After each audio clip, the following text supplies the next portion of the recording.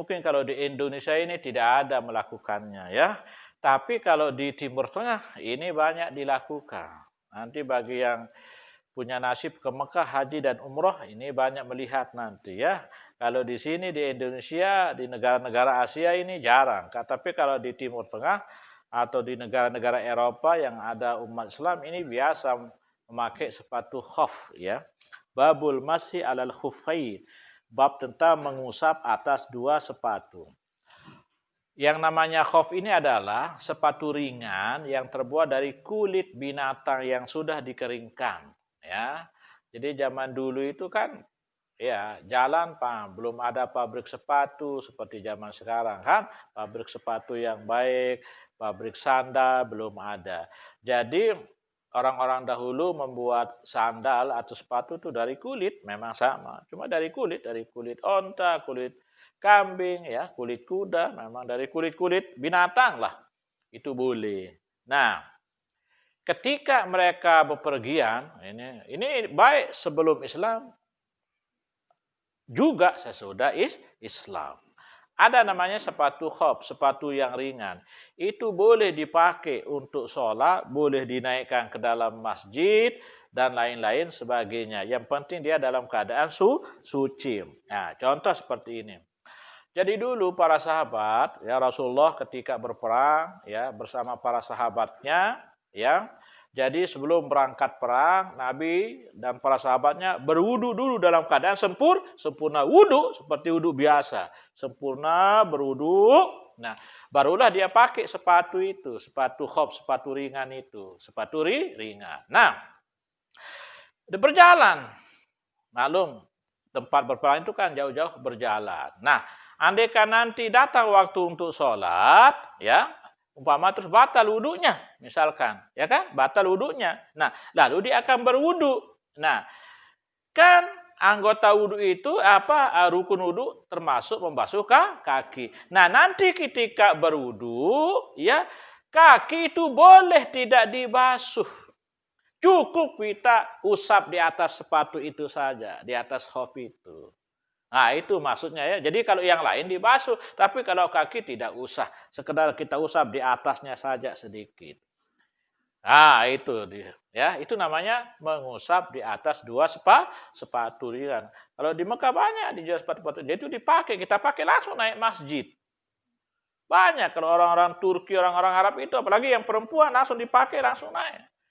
Walaupun dia pakai jalan, rurung di sana kan dia bersih. Ya walaupun ada kerupuk, tapi kerupuknya dia suci. Ya kan? Begitulah kira-kira. Nah, ini dia yang dibahas. Nah, kalau kita mukim saja, kita mukim artinya tidak kita berada di tempat itu boleh, tapi batasnya 1 hari 1 malam. Kalau orang musafir itu sampai 3 hari 3 malam. Boleh dia tidak basuh kakinya kalau dia berwudu, sekedar mengusap di atas sepatu. Kecuali kalau kena janabah, baru dia harus buka. Kan untuk mandi. Nah, itu namanya khuf ya. Anil Mughirah bin Syu'bah radhiyallahu anhu qala, kata sahabat Mughirah, kuntu ma'an Nabi, aku bersama Nabi. Fatawadda'a, maka Nabi berwudu katanya. Ya, saya bersama Nabi, lalu Nabi berwudu. Fa'ahwaitu li'anzi'a khufaihi, maka aku menunduk untuk mencabutkan dua sepatunya. Jadi Mughirah mele nunduk dan bukaan sepatu Rasul. Fa'ahwaitu li'anzi'a khufaihi, maka aku menunduk untuk mencoba mencabut atau membuka dua sepatu khufnya. Faqala, maka Nabi mengatakan, dahuma, biarkan Mughirah, biarkan. Fa ini adkhaltuhuma, maka sesungguhnya aku memasukkan keduanya tahiratain dalam keadaan suci. Fa masaha alaihi, lalu Nabi mengusap di atasnya saja, ya. Walil arba'ah, ya, ilad nasai, Nabi masa alal khuffi wa asfalahu. Nabi mengusap di atas sepatu khuf dan juga di bawahnya. Nah, jadi Nabi ya sebelum berangkat itu dia sudah wudu biasa, membasuh kaki termasuk kaki dengan bersih. Barulah dia pakai sepatu khufnya. Lalu jalan. Nah, di tengah perjalanan sudah berjalan jauh, lalu datang waktu sholat, Nabi rupa-rupanya sudah batal wudu. Lalu Nabi mau berwudu. Nah, sahabat Mughirah ya lihat Nabi berwudu, dia coba-coba mau membukakan sepatunya Rasul, sepatu khofnya itu. Oh, enggak usah. Tadi saya sudah berwudu dengan baik, saya sudah membasuh kaki dengan baik. Jadi Nabi cukup mengusap di atas dua sepatunya. Karena ini dalam keadaan apa? Musafir. Begitu juga dalam keadaan mukim itu boleh. Misalkan musim nyet. Nah itu kan takut kena air. Boleh juga kalau kita berada di tempat mukim. Tapi batasnya hanya 1 hari 1 malam kita boleh pakai sepatu khuf. Lebih dari 1 malam itu tidak boleh. Kalau kita musafir 3 hari 3 malam. Itu batasnya. Nanti disebutkan nanti hadis berikutnya. Nah inilah diantara ini adalah kekhususan yang Allah berikan kepada umat Nabi Muhammad ya min khasaisil ummatil Muhammadiyah al-mashu al khufain wa huwa syiaru ahli sunnah wal jamaah. Nah itu ya li'anna al-mubtadi'ata ankaruhu. Nah itu. Wa huwa rukhsatu li isqati ghusli rijlain. Jadi ini adalah kekhususan yang Allah berikan kepada umat Nabi Muhammad. Kalau umat yang lain itu tidak diberikan, hanya umat Nabi Muhammad. Ya, jadi umat Nabi Muhammad itu luar biasa itu diberikan keistimewaan oleh Allah. Ya, banyak keistimewaan umat Nabi Muhammad dibandingkan dengan umat-umat Nabi yang lain. Dalam beberapa hadis itu disebutkan ya, hampir 10 kekhususan umat Nabi Muhammad itu Pak lalu ya. Yang pertama ya, kekhususan apa namanya umat Nabi Muhammad itu ya yang disebut dalam hadis-hadis yang sahih. Seperti Nabi mengatakan, nahnul akhirun wa nahnul awwalun wa nahnu awwalu may yadkhulul jannah. Itu hadisnya sahih ya. Kami adalah golongan umat yang paling akhir. Ya, di dunia paling akhir. Wa nahnul awwalun yaumal qiyamah. Tetapi kami nanti pada hari kiamat yang paling pertama wa awwalu may yadkhulul jannah dan yang paling pertama masuk surga. Ini kekhususan umat Nabi Muhammad. Di dunia ini paling akhir. Ya, tapi di akhirat paling awal dia. Proses hisabnya, proses mizannya itu paling pertama umat Nabi Muhammad dan juga paling pertama masuk surga. Nah, itu khususannya yang pertama. Yang kedua adalah khususan yang Allah berikan kepada umat Nabi Muhammad adalah a'maruhum kasirah. Umur umat Nabi Muhammad itu dia pendek-pendek. Ya, kalau sudah 100 itu sudah istimewa. Rata-rata kata Nabi, ya, a'mar ummati ma baina sittin wa sab'in. Umur umatku itu rata-rata antara 60 sampai 70. Itu rata-rata. Nah, tetapi walaupun umurnya pendek-pendek, tetapi nilai ibadahnya itu setara dengan pahala orang yang beribadah bertahun-tahun. Seperti umat-umat terdahulu. Kalau umat terdahulu itu kan umurnya panjang-panjang. Ya, Nabi Nuh berapa tahun? 1000 tahun. Nabi Adam hampir 800 tahun. Nabi-nabi panjang-panjang umurnya umat-umat terdahulu kaumnya. Ya, nah itu. Sedangkan kita pendek-pendek umur kita. Ya, tetapi nilai ibadah daripada umat Nabi Muhammad itu sangatlah istimewa. Nah, contoh dalam hadis misalkan ya. Ya, siapa yang puasa hari Arafah itu diampuni dosanya setahun yang lalu, setahun yang akan datang. Arak sejelut itu puasa, yaitu 9 Zulhijjah hari Arafah. Tapi dosa yang setahun akan datang dan setahun yang berlalu itu diampuni oleh Allah. Padahal itu puasa sunnah. Nah itu kan luar biasa pahalanya. Pahala membaca salawat, pahala orang beristighfar, bertahmid, bertasbih, bertahlil, oh luar biasa besarnya. Kalimatani khafifatani, ya, apa namanya, sakilatani fil mizan, ya, khafifatani ala lisan. Ada 2 kalimat ringan diucapkan tapi berat dalam timbangan. Subhanallah walhamdulillah. Itu dibaca oleh umat Nabi Muhammad. Kalimatnya hanya ringan. Subhanallah bihamdih, subhanallahil azim. 2 kalimat ringan diucapkan tapi memberatkan timbangan pada kiamat. Ini umat Nabi Muhammad saja. Ya. Itu contoh-contoh ibadah. Banyak. Nilai pahala sedekahnya banyak umat Nabi Muhammad itu. Nah, contoh yang lain umpamanya, rakaatul fajri khairu minad dunya wa ma fiha. 2 rakaat sunnah subuh itu lebih baik daripada dunia dengan segala isinya. Itu sembahyang sunat qabliyah subuh. Pahalanya lebih besar dari dunia dan segala isinya. Itu baru sembahyang sunahnya. Bagaimana kalau yang fardunya? Itu. Sampai-sampai Nabi kalau kelewatan, misalkan sekali waktu Nabi telat bangun, sehingga orang sudah iqamat. Ya, baru dia kada oleh Nabi itu. Qabliyah itu. Itu, tapi itu situasional kalau istilah sekarang itu ya. Seperti itu. Ya, itu contoh-contoh bagaimana keistimewaan daripada umat Nabi Muhammad diberikan pahala yang besar. Termasuk ada hukum yang dinamakan hukum-hukum rukhsah, hukum-hukum keringanan, ya. Seperti ini. Ya, keringanan misalkan kalau musafir boleh tidak puasa, boleh menjamak, mengkasar sholat, ya, dan seterusnya. Nah, termasuk ini rukhsah, keringanan yang Allah berikan kepada umat Nabi Muhammad ketika mereka umpamanya pergi musafir, atau mungkin dalam keadaan mukim tempat diam di tempat tapi misalkan ada masalah, ada kondisi tertentu. Nah, ketika berwudu boleh kita tidak membasuh kaki. Nah, cukup kita mengusap di atas 2 sepatu. Inilah yang namanya khuf. Nah, itu dia ini, ya.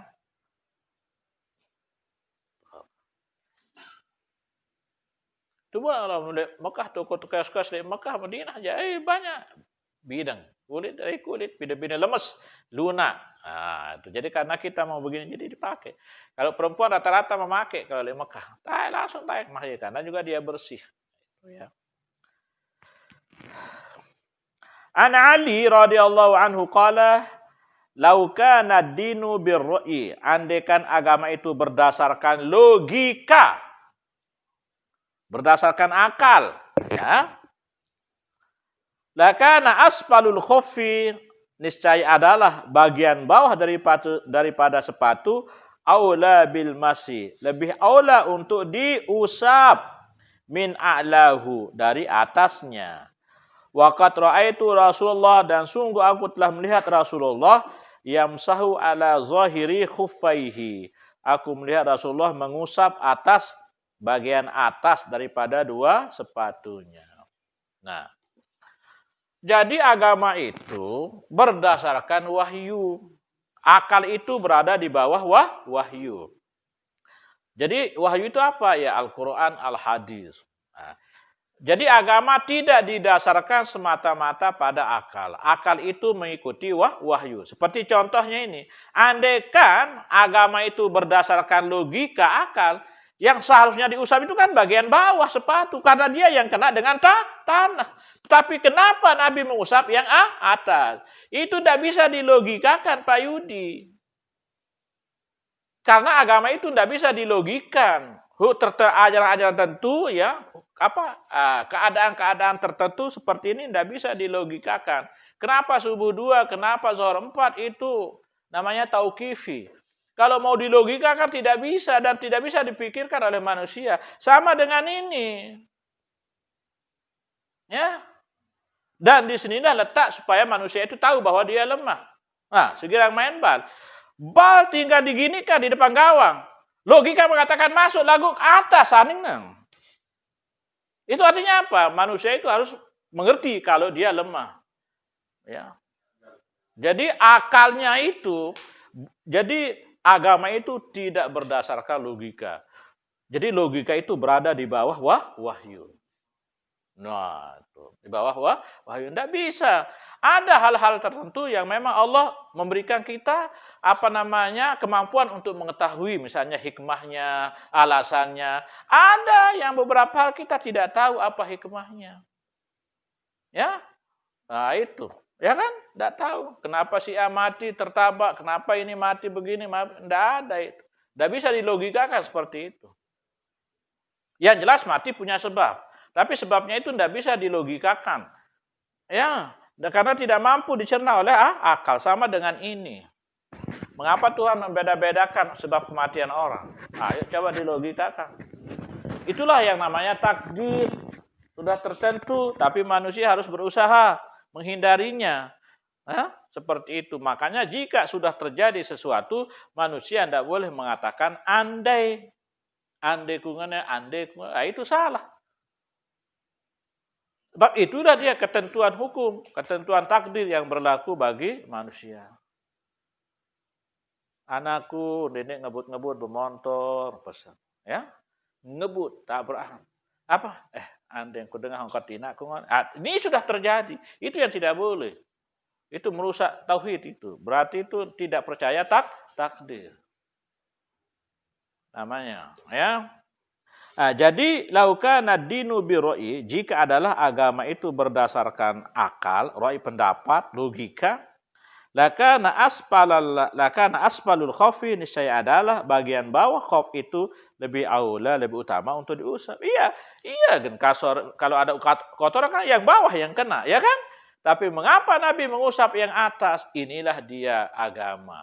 Agama itu berdasarkan wahyu, ya, bukan akal. Ya, jadi akal itu nomor 2 tempatnya di bawah wahyu. Agama juga berdasarkan akal, tapi tidak semua. Jadi harus wahyu di atas, baru akal. Nah, makanya dalam Al-Quran ada yang dinamakan ayat kauniyah. Itu ayat-ayat kauniyah itu ayat-ayat yang bisa dicerna maknanya, hikmahnya oleh akal.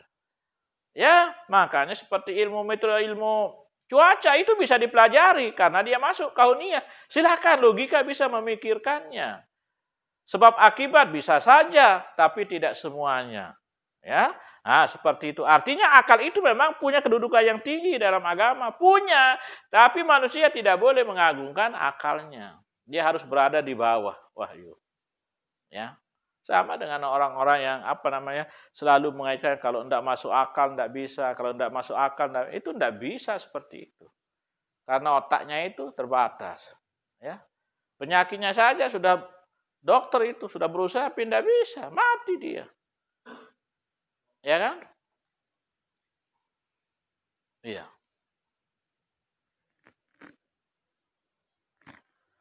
Jadi waqat ra'aitu Rasulullah dan aku telah melihat Rasulullah yamsahu ala zahiri khufaihi. Aku melihat Rasulullah mengusap di atas zahir, artinya bagian atas dua sepatunya. Nah, ini kan An Safwan bin Asal qala, dari sahabat Safwan bin Asal. Karena Nabi adalah Nabi. Ya'muruna menyuruh kita. Idza kunna safron. Apabila kita dalam keadaan musafir. Safron. Ya. Ayyan zi'a khifafana. Bahwa kita mencabut. Ya, sepatu khuf kita. Salah satu ayam walayal yahunna. Yaitu 3 hari 3 malam. Illa min janabah. Kecuali kalau kita kena janabah.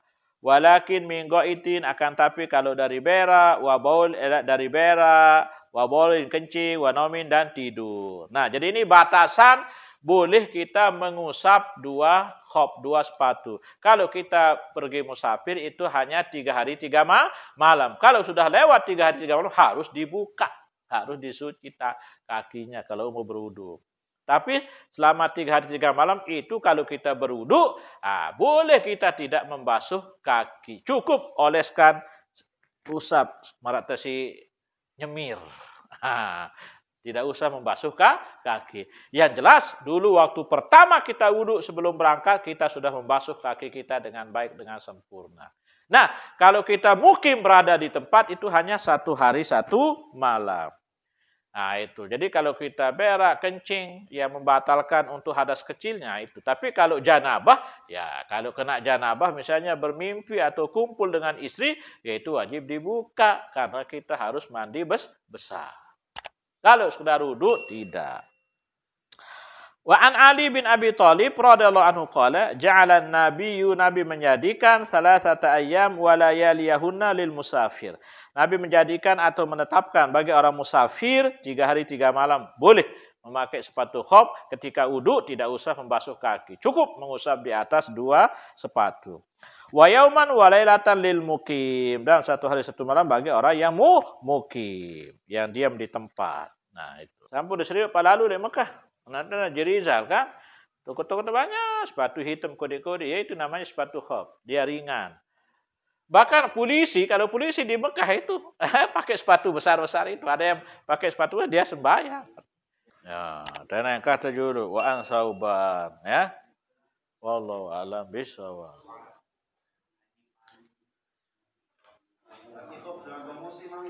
Hah? Oh tidak.